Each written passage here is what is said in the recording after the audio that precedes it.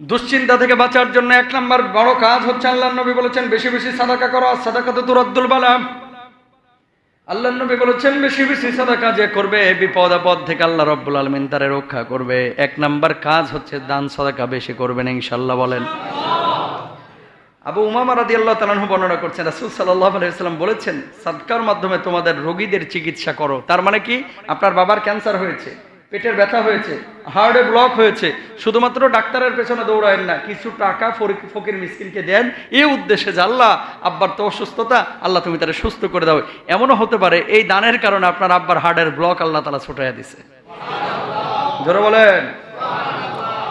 2 নম্বর আল্লাহর নবী বলছেন ইস্তেগফার বেশি বেশি করো। যদি আন্তরিকভাবে প্রশান্তি চাও, ইস্তেগফার কি করা লাগবে? বেশি করা লাগবে। যদি বেশি ইস্তেগফার করেন অন্তরে মানে শান্তি আসবে। এগুলো আসলে যারা করেন না এরা বুঝবেন না আন্তরিক প্রশান্তি যে কি জিনিস। আবারও বলি, মারাত্মক কথা কিন্তু ভাই এটা। আপনার অন্তর যদি পরিশুদ্ধ না হয়, শান্তির অন্তর না হয়, মানসিক টেনশন যদি থাকে, কোনো কাজ করে আপনি মজা পাবেন না, কোনো কাজে না। এবং কাজ করলেও ক্রিয়েটিভিটি আনতে পারবেন না। এই জন্য মাথাটাকে আগে ক্লিয়ার রাখতে হবে। আর মাথা অন্তর ক্লিয়ার রাখার প্রথম ওষুধ হচ্ছে ইস্তেগফার করা। সুবহানাল্লাহ। আল্লাহর নবী বলছেন ওয়াল্লাহি লা আস্তাগফিরুল্লাহ ওয়া আতুবু ইলাইহি আকতার মিন 70 মাররাতান। আল্লাহর নবী বলছেন প্রতিদিন আমি 70 বারের বেশি আল্লাহর কাছে ইস্তেগফার করি, তওবা করি। নবীজির জীবনে কোনো গুনাহ ছিল না, তারপরেও ইস্তেগফার করতো 70 বারের বেশি। আপনার আমার জীবন গুনার মধ্যে ডুবে আছে, কিন্তু একটাবারও আমরা তওবা ইস্তেগফার করি না। আপনার আমার চাইতে কপাল পোড়া আর কেউ নাই। সুতরাং শান্তির জন্য ইস্তেগফার আমরা সবাই করব। বলেন আস্তাগফিরুল্লাহ। এটা তো সবাই বলতে পারেন, এখানে একজনও এরকম পাওয়া যাবে না যে হুজুর এটাও জানি না। ও যদি এরকম কথা বলে তাহলে ওর এখনই ধরে বাঁধেন গাছের সাথে। কথা বলেন না কেন? ওর মুসলমানের এই কাতারে থাকার কোনো যোগ্যতা নাই। যদি এই কথাটা বলে যে হুজুর আস্তাগফিরুল্লাহ এটা আমি কেমনে বলতে হয় জানি না, আর বড় দোয়া বলা লাগবে না, আস্তাগফিরুল্লাহ এটা কি বলতে জানেন না।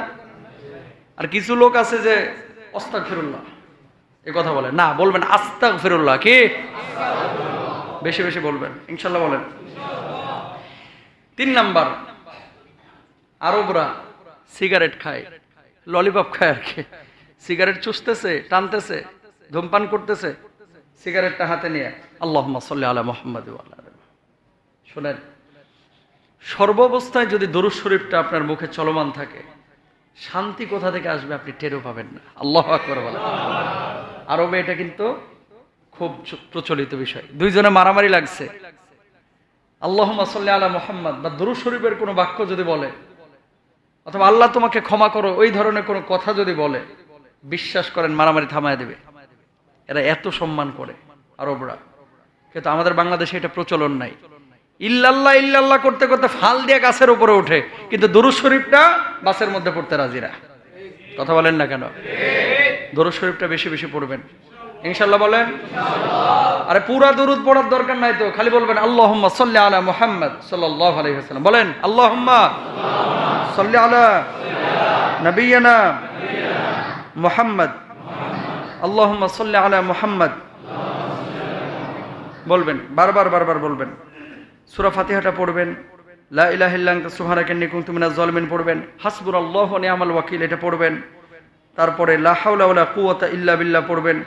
আরেকটি কার্যকরী দোয়া দুশ্চিন্তা থেকে বাঁচার জন্য, এটা ভেরি ভেরি ইম্পর্টেন্ট, এবং এটা এতটাই কার্যকরী, আমার কাছে যত মানুষ বলেছে হুজুর কি করব দুশ্চিন্তা থেকে বাঁচার জন্য, আমি এই দোয়াটা পড়তে বলেছি, পরবর্তীতে এরা এসে হাত ধরে বলছে হুজুর এটা মানসিক ডাক্তারের কাছ থেকে যা উপকার না পাইছি এই দোয়াটা পড়ে তার চাইতে বেশি উপকার পেয়েছি। বলো সুবহানাল্লাহ।